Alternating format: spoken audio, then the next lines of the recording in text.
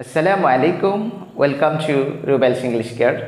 Dear viewers, আজকে আমি তোমাদের সাথে শেয়ার করব এমন কিছু বাংলা বাক্য রয়েছে যেগুলো আমরা শনাক্ত করতে পারলে আমাদের দৈনন্দিন জীবনে ইংরেজিতে কথা বলা আমাদের জন্য অনর্গল হয়ে যাবে। সো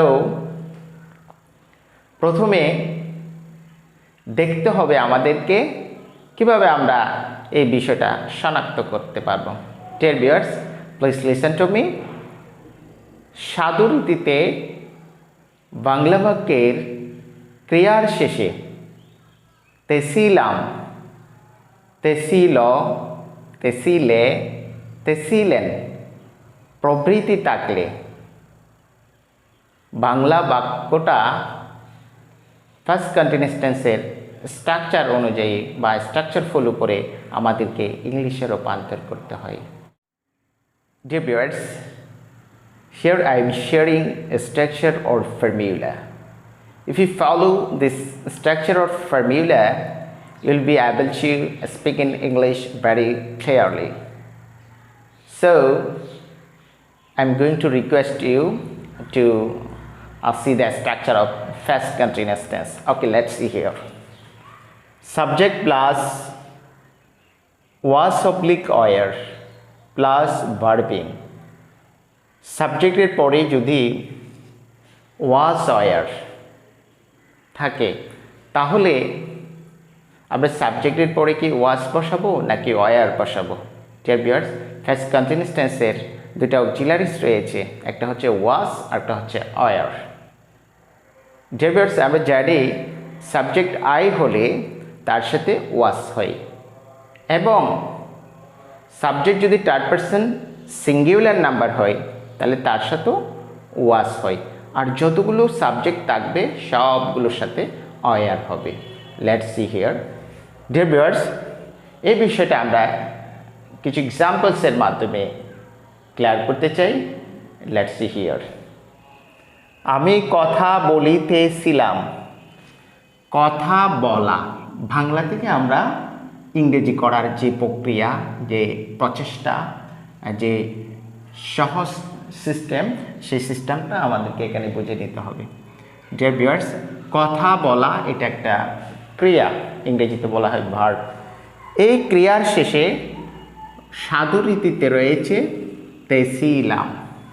আমরা জানি কোনো একটা বাংলা বাক্যের ক্রিয়ার শেষে সাধুরীতিতে তেছিলাম থাকলে তাহলে সেন্টেন্সটি ফার্স্ট কন্টিনিউয়াস টেন্সের স্ট্রাকচার ফলো করে, অর্থাৎ এই স্ট্রাকচারটা ফলো করবে।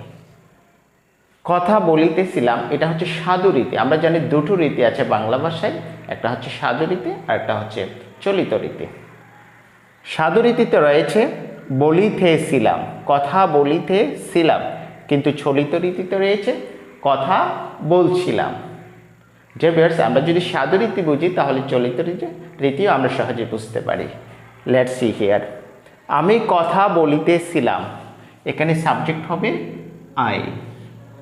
এখানে অক্সিলারিস দুইটা রয়েছে, এখানে কি ওয়াস হবে না ওয়ার হবে? আমরা জানি আইয়ের সাথে ওয়াস হয়। আই ওয়াস কথা বলা, ইংরেজি কথা বলা ইংরেজি হচ্ছে স্পিক, এখানে স্পিক হবে। I was speaking. Verbing, that means মূল ভার্বের প্রেজেন্ট ফর্মের সাথে আইএনজি যুক্ত হয়। I was speaking, that means আমি কথা বলিতেছিলাম বা কথা বলছিলাম। যে ভিউয়ার্স, আমরা যতগুলো বাংলা বাক্য দেখি যেগুলো বাংলা বাক্যের ক্রিয়া শেষে সাধুরীতিতে যদি আমরা তেছিলাম দেখি তাহলে সেই বাংলা বাক্যগুলোকে আমরা এই স্ট্রাকচার অনুসরণ করে ইংরেজিতে রূপান্তর করব। And then let's see. তুমি যাইতেছিলে, এই ক্রিয়ার শেষে সাধুরীতিতে রয়েছে তেছিলে, যেটার চলিত রূপ হচ্ছে যাচ্ছিলে। যাইতেছিলে এটার চলিত রূপ হচ্ছে যাচ্ছিলে। ডিয়ার ভিউয়ার্স, এই ক্রিয়ার শেষে রয়েছে তেছিলে, তাহলে এটা এই স্ট্রাকচার ফলো করে আমাদেরকে ইংলিশে রূপান্তর করতে হবে। ওকে, লেটস সি হিয়ার। তুমি ইউ, এখানে ইউর সাথে ওয়াজ ওয়ারের মধ্যে ওয়ার হবে, ইউ ওয়ার। যাওয়া ইংরেজি হচ্ছে গো, এখানে গো এর সাথে আইএনজি যুক্ত হলে গোয়িং হবে। That means you were going, that means তুমি যাচ্ছিলে বা তুমি যাইতেছিলে। অ্যান্ড দেন লেটস সি, সে পড়িতেছিল। পড়িতেছিল এই ক্রিয়ার শেষে রয়েছে তেছিল সাধু রীতিতে। চলিত রীতি হচ্ছে পড়িতেছিল, এটা চলিত রীতি হচ্ছে পড়ছিল। ডিয়ার ভিউয়ার্স, সে পড়িতেছিল বা পড়ছিল, এখানে হি এর সাথে ওয়াজ হবে, পড়া ইংরেজি রিড, এখানে হবে reading. He was reading, that means সে পড়ছিল। ডিয়ার ভিউয়ার্স, আমরা বুঝতে পারছি কোনো একটা বাংলা বাক্যের ক্রিয়া শেষে যদি তেছিল থাকে, তাহলে ওই ক্রিয়াটা ওই সেন্টেন্সটা ফার্স্ট কন্টিনিউয়াস টেন্সের স্ট্রাকচার ফলো করতে হবে। অ্যান্ড দেন লেটস সি, তারা শিখিতেছিলেন। এখানে শিখা হচ্ছে একটা ক্রিয়া, এই ক্রিয়ার শেষে রয়েছে তেছিলেন। তাহলে এই সেন্টেন্সটা ইংলিশে রূপান্তর করতে আমাদের এই স্ট্রাকচারটা ফলো করতে হবে dear viewers. And then let's see, দেই, তারা অর্থ হচ্ছে দেই, অ্যান্ড দে এর সাথে কি ওয়াজ হবে না ওয়ার হবে? আমরা জানি দে এর সাথে ওয়ার হবে, দে ওয়ার। শেখা, শিখা ইংরেজি হচ্ছে লার্নিং, লার্নিং।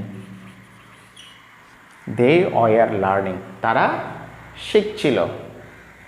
ডিয়ার ভিউয়ার্স, বিষয়টা হচ্ছে এই, আমরা যতগুলো বাংলায় কথা বলি, যেই বাংলা বাক্যের ক্রিয়ার শেষে সাধু রীতিতে যদি তেছিলাম, তেছিল, তেছিলে, তেছিলেন ইত্যাদি থাকলে সেই বাংলা বাক্যগুলোকে ফার্স্ট কন্টিনিউয়াস টেন্সের স্ট্রাকচার অনুযায়ী করতে হবে।